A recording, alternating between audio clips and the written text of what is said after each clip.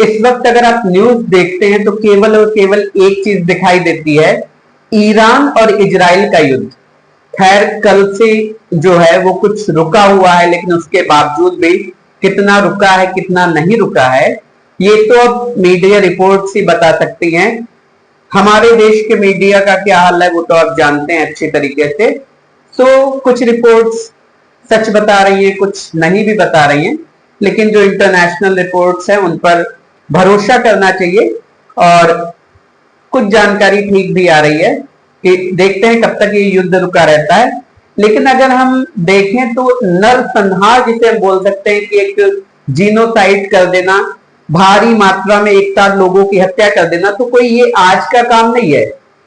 इससे पहले जब देश गुलाम था, इंडिया की हम बात करें तो 1919 में आपको याद होगा 13 अप्रैल 1919, 13 अप्रैल 1919 को जो है जलियांवाला बाग हत्याकांड हुआ था।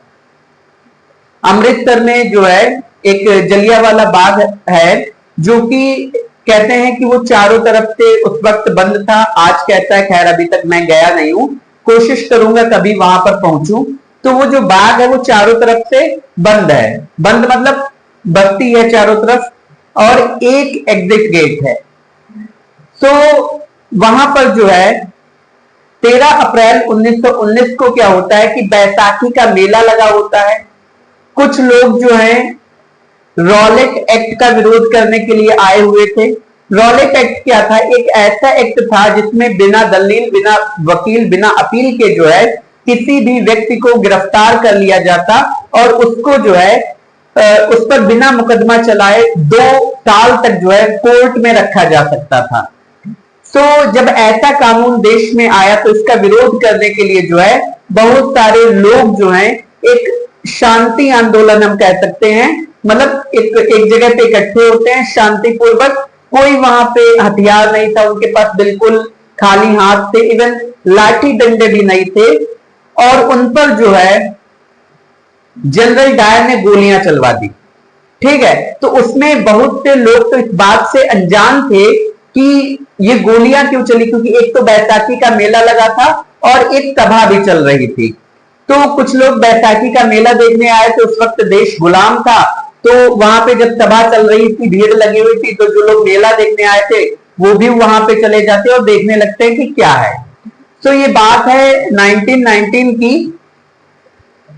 इसके बाद क्या होता है कि इसमें जो है लगभग 379 लोग जो है मारे जाते हैं, ये ऑफिशियल रिकॉर्ड है। लेकिन इसके अलावा अगर अनऑफिशियल रिकॉर्ड देखें लोगों की माने तो 1000 से ज्यादा लोग घायल हुए थे। यहां पर एक चीज और कही गई थी, लगभग 1650 गोलियां चलाई गई थी। आज भी जब बाग में आप जाएंगे तो वहां पे गोलियों के निशान जो है वो मौजूद हैं। इसके अलावा कुछ लोग जो है दीवार फाड़ने की कोशिश कर रहे थे। गेट उस वक्त एक ही था वहां से निकलने के लिए और वहां पर जो है आर्मी लगा दी गई थी। ठीक है, इसके अलावा कुछ लोग कुएं में कूद रहे थे, तो कुएं में कूदकर कुछ की मौत हो गई और 1650 गोलियां चली। वहां पे हजारों की भीड़ थी, तो हम कैसे कह सकते हैं कि 300 कुछ लोग ही मरे। इसमें सबसे बड़ी बात तो यह है कि जिस वक्त ये हत्याएं हुई उसके बाद जिस अधिकारी ने ये गोली चलाने का आदेश दिया था, ब्रिटेन ने उसको जो है सम्मानित किया गया। खैर कई हम कह सकते हैं जांच कमेटी बनाई गई, लेकिन ब्रिटेन ने उसको सम्मानित किया गया।